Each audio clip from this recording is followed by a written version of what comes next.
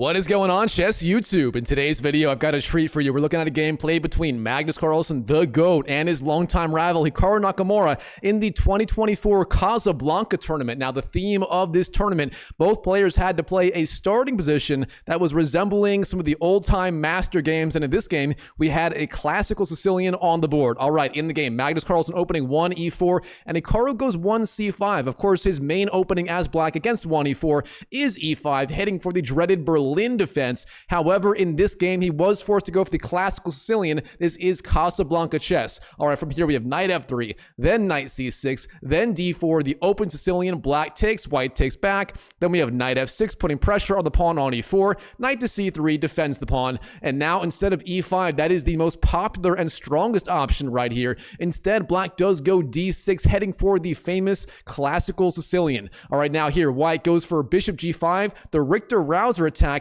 That is the most popular line as white in this system. And of course, the idea is you are putting immediate pressure on that knight on f6 and threatening to double black's pawns on the kingside on the spot. Now, what is black going to do about it? Well, in the game, he does go e6. The point being, if white takes on f6, instead of taking back with the e-pawn, you can take back with the queen, therefore maintaining the integrity of your pawn structure on the kingside. Now, Magnus continues. Queen d2, very standard stuff, getting the queen on d2 and getting ready to castle long on the queen side. Now here, black has a wide variety of options. The only real move you shouldn't play is bishop d7. That is weak due to knight b5 ideas, putting pressure on d6. But beyond that, you can go bishop b7, h6, a6, knight takes d4, and so on. Even queen to a5 ideas are technically playable right here. Now, in the game, Hikaru, he plays the absolute main line, that is a6, in the spirit of the Najdorf Sicilian. The point being, you are guarding that very important b5 square, stopping all kinds of ideas involving bishop b5 or knight to b5, and you are setting up threats based on b5 later in the game, gaining space on the queen side and threatening b4, driving back that knight on c3. Now here, white continues, long castles. Again, that is the main idea. In the Richter Rauzer, white typically goes bishop g5, queen d2, long castles, and then either f3, if I can draw arrows right, f3 or f4, getting the f-pawn advancing one square and then starting an attack against the black king. Now, in return, what is black going to do here? Well, black also has many ideas. For example, bishop e7, bishop e, if I can draw arrows, bishop b7, bishop d7, h6, and knight takes d4. In the game, though, knight takes d4 was chosen, white takes back, and then black goes bishop e7. Now, it's very important to note, black typically does not go knight takes d4 and a6 in this line of the Richter Rauzer. The point being, these two moves do not synergize that well together. If black wanted to go knight takes d4, it's better to do it right away, then go bishop e7 and short castles without a6 inserted. And that means white is going to have excellent chances to fight for an opening advantage here. Now, Magnus, he knows that, and he plays the strongest move on the spot. That is 10 f4, but a bang, getting those two pawns on e4 and f4. And here, white is ready for a confrontation in the center. White's going to have all kinds of ideas based on either e5 or f5, putting pressure on the black center. Now, if white goes e5, of course, that will be threatening both the knight on f6 and the pawn on d6. On the other hand, the idea behind f5 is white is threatening to take on e6, damaging his pawn structure after e takes or bishop takes, which would leave an isolated pawn on d6. So both of these moves are very dangerous. All right, now here, black continues. b5, gaining space on the queen side is the American Grandmaster Hikaru Nakamura. But the problem with this move, before black goes bishop b7, this diagonal is opened up, and white is going to have ways to exploit that. And here, Magnus Carlsen, he finds the strongest way to proceed. And again, if you like puzzles, this is a good time to pause for a puzzle. Pause right now and try to find the key tactical strategic sequence for white right here in this position. While you're at it, go and smash that YouTube like button for more videos just like this. All right, the key idea here for white, you actually give up the bishop for the knight. Bishop takes f6 chosen in the game. This move is very strong. Now, black obviously has two main ways to recapture on f6. You can take back with the bishop or with the g-pawn. Now, The problem with taking back with the bishop, if you take here, white does not take on d6. Oh no, that would be a mistake. After queen takes, rook takes, and then bishop b7, putting pressure on e4, black is doing just fine. Instead, what you do here is e5, putting pressure on the bishop and the pawn, and you do win a pawn this way after, say, bishop e7, e takes d6, and so on. Now, instead, in the game, Hikaru, he knows this. Instead of recapturing with the bishop, he takes back with the g-pawn. G takes f6. That is the strongest move here. But of course, the drawback of this move is that you do damage your pawn structure, and black now has that very famous Richter Rauzer style pawn structure that you really only see in this opening and the 6 bishop g5 line of the Najdorf Sicilian. Now here, black has his pawns on d6, e6, f6, and f7, plus the alpha 0 pawn on h7, which may go to h5 or h4 later, and of course those typical Sicilian pawns on a6 and b5. Now, these pawns, they do control a lot, and I mean a lot of key central squares here. However, the drawback of them, all of these pawns are very weak and they can be exploited. And white is going to have ideas based on going either e5 or f5, trying to create weaknesses against these pawns in the center. And beyond that, black's king on e8 is going to have a very hard time, no matter where it goes in the board, basically. If you castle kingside, the g file's opened up. You castle queenside, the c file's opened up. No matter where you go with the king, there are going to be ways to exploit it. Now, for now, the king is decently safe on e8, but that may not be the case forever. Now here, in this position, the strongest move for white is simply f5. That is the typical Richter Rauzer move for white. Now, instead, in the game, e5 was chosen by the GOAT. Now, here, Hikaru, he knows he has to keep the center closed. You simply cannot allow the center to blow open here. With that in mind, he does go d5, closing down the center, getting this chain of light squared pawns in the center of the board. Of course, white has the option of taking on f6, but if you do that, black can take back immediately with that bishop, and he would be doing just fine. Now, instead of that here, white simply goes king b1, a very useful prophylactic move. The point being, the king was very exposed on this diagonal, therefore it does just slide off and gets out of the way of any sort of future bishop g5 or queen to g5 ideas from black. Now Hikaru here, he's got a wide variety of ways to proceed. There isn't anything you have to do immediately, as white doesn't really have any immediate short-term threats. He's not threatening the pawn on f6, and he's not really threatening any other sacrifices. Therefore, black here has a moment of reprise, and he can do kind of whatever he wants right here. Now, what are black's options? You can develop the bishop, say to b7 or d7. You can go b4, driving back that knight on c3. And beyond that, you technically can trade on e5 if you want to as well. Now, in the game, black goes bishop d7, a perfectly fine move, getting the bishop off the back rank and setting up various rook to c8 ideas. Now, personally, I think it looks a little bit weird on d7. Bishop b7 makes a little more sense to me, but Hikaru, he's a lot stronger than I am, so let's defer to him on this one. Now here, Magnus Carlsen, in this position, according to the engine, according to my good friend Stockfish, f5 immediately is actually the strongest way forward. It's sort of a deflection sacrifice. The point being, if you go f5, this wasn't played in the game, but if you play this move, the point is, if the pawn takes the pawn, you take on d5 with the knight as you remove the defender. That is the entire idea behind this seeming pawn sacrifice. You're trying to remove the defender of the pawn on d5. Now, instead of that, in the game, queen to e3 chosen. An interesting move. You slide the queen off this diagonal, meaning if you ever go e takes f6, and if black takes back with the bishop, your queen is not under fire on this diagonal. So that is one of the ideas behind this move. Now, what is black going to do in response? Well, here he goes f5, doing his best to keep the center of the board closed. And now white has, or black, sorry, has literally all of his pawns on light squares, especially those pawns in the center of the board. Now, what is white going to do about it? Black seems to have sort of a fortress set up here, but that fortress is not built to last. And here, Magnus Carlsen, he finds a key way to blow open the king side and the center with one or maybe 2 swift blows right here. He goes for it with the pawn sacrifice g4. Now, you may be saying this is not really a pawn sacrifice, as white is likely going to win back the pawn after f takes g4, but that is where you are wrong. Here, Magnus Carlsen, the GOAT, he's playing this as a pure pawn sacrifice to open up lines on the king side, and here's why I know that. After f takes g4, he does not try to win back the pawn. Instead, he gives up the second pawn, h3, making this officially a pawn sacrifice. If black takes, white loses the pawn on the g file. It is never coming back. So black takes on g3, g takes h3, and then Magnus, he does not take back with the queen. Instead, he activates yet another piece, that being the rook. Rook takes h3, the rook lift on the 3rd rank. You gotta love it. And now this rook has indirect access to a3, b3, and c3. It will be both an offensive and a defensive piece at the same time. And of course, as long as that pawn stays on e6, and it is not going anywhere anytime soon, that bishop on d7 will have a very hard time ever putting pressure on that rook on h3, meaning it is very, very safe on h3 for now.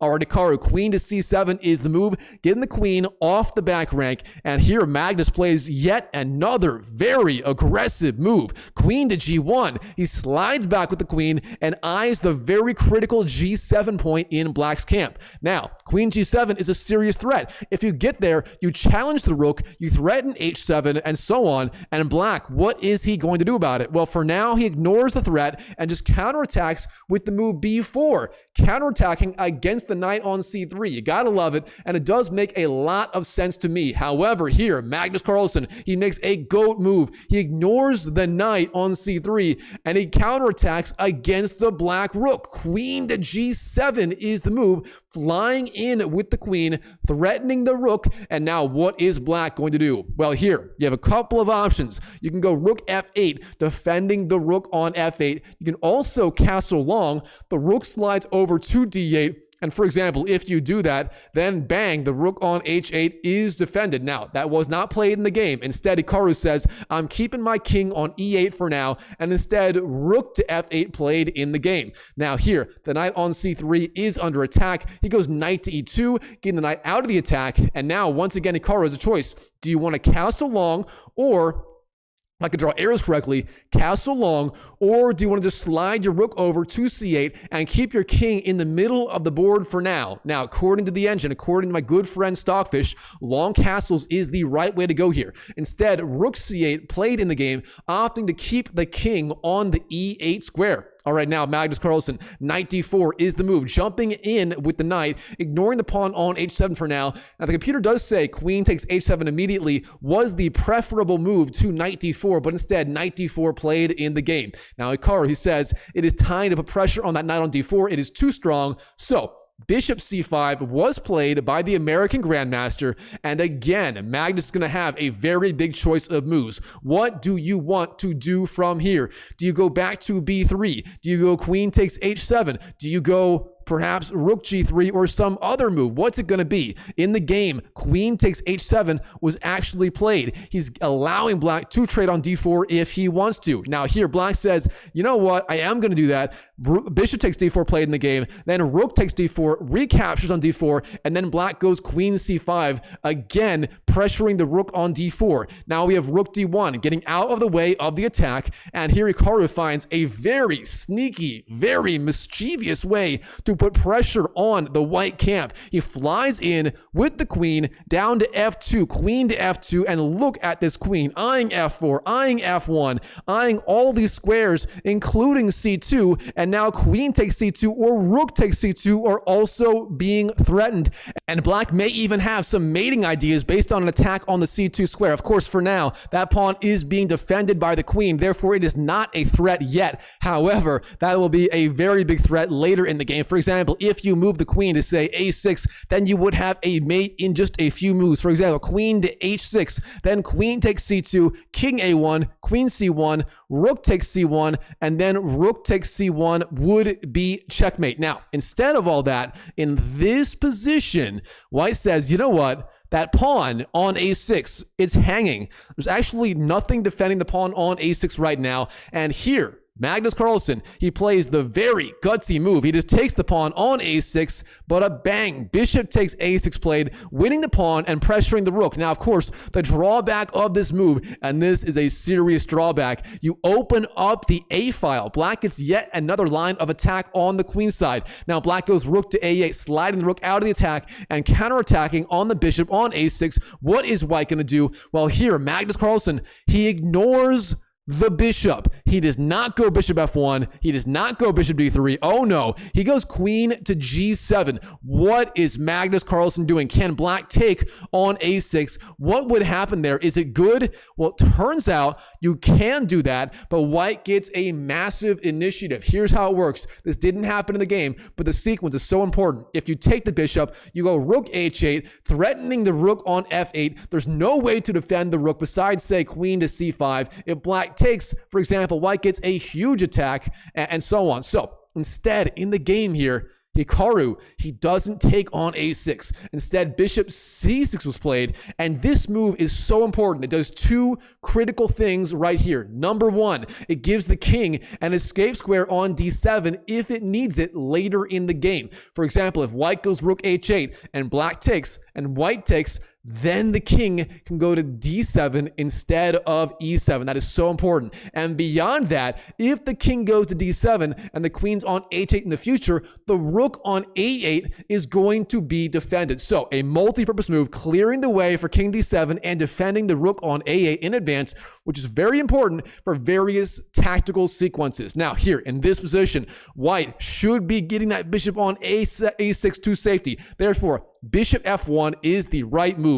Instead, rook to h8 played in the game, threatening the rook on f8, but this turns out to be a major mistake, and Hikaru is ready for it. We have rook takes h8, then queen takes h8, the king drops back to d7, king d7, and again, d7 is available for the king, and the rook on a8 is defended by the bishop and hits the queen. This is the key idea of bishop c6 played earlier. Now, queen f6 is virtually forced. That is the only good square for the queen, is the most active square, but of course, when you move the queen, you give up the bishop. Rook takes a6 played in the game, and now Hikaru is officially up an entire piece in this position. But Magnus here, he says, I can win a pawn and continue the attack. He goes queen takes f7, winning the free pawn, counterattacking against the king on d7. Where is the king going to go? Well, it turns out here, black has one good square with the king. You must go to d8 or c8. Those are the only legal squares. Everything else is being covered by the queen or the pawn. But here's the big question. Do you go to d8 or c8? If you like puzzles, pause the video right now and try to find the right square for the king in this position for Hikaru. All right, here, the key square is king to d8. This is so important. The point being, if white takes on e6, the king is not under check. That is the entire idea. Now, instead, in the game, king to c8 was played, and the benefit of this move, the king is closer to the queen side, where it may get some reprieve from the checks. However, for right now, white takes on e6, wins a pawn. He now has 3 pawns for the piece, including 2 passed pawns on the center kingside area, and those pawns are incredibly dangerous. And because of that, white is even given the advantage according to the engine. All right, the king on c8 is under check. Black goes king b7, getting the king out of the way. Now we have queen to e7, hits the king yet again. The king goes back to a8, and here it turns out Magnus has the option of winning the pawn on b4, which also coincidentally defends the pawn on f4. And that is the strongest line according to the engine. If Magnus wanted to play for a win against his rival Hikaru, that is the move. It's simply queen takes b4, again defending that pawn, and from there, white, all he has to do is simply push his pawns down the board. Black has no mobile pawns, and white would be, he'd have excellent chances to convert in the endgame. But instead, in this position, he bails out for a draw. Queen f8, king a7, queen e7, king a8, queen to f8. Then we have a couple more moves. King a7, queen e7, and in this position, this one right here. In this position, finally, both sides do agree to a draw on the spot. It is a 3-fold repetition, meaning both sides, they've had this exact same position 3 times in a row, and therefore it is a draw on the spot. Wow, what a game between Magnus Carlsen and Hikaru Nakamura in this Casablanca game where both sides headed straight for the Classical Sicilian. You don't see Hikaru playing this line very often as black, so it led to some very interesting positions to say the least. But in the end, Magnus did not have what it takes, did not have what it takes to convert the game into a victory, and therefore both sides had to agree to a draw. All right, Chess YouTube, hope you enjoyed this video. If you did, smash that like button for me, show me some love, and comment down below what you thought of this game. I hope you guys enjoyed it. Hope you guys had a good time with this video, watching me hold my breath for 20 minutes straight. And if you want to see more Magnus versus Hikaru action, check out this video right here where I cover yet another one of their best games, and I'll see you in the next video.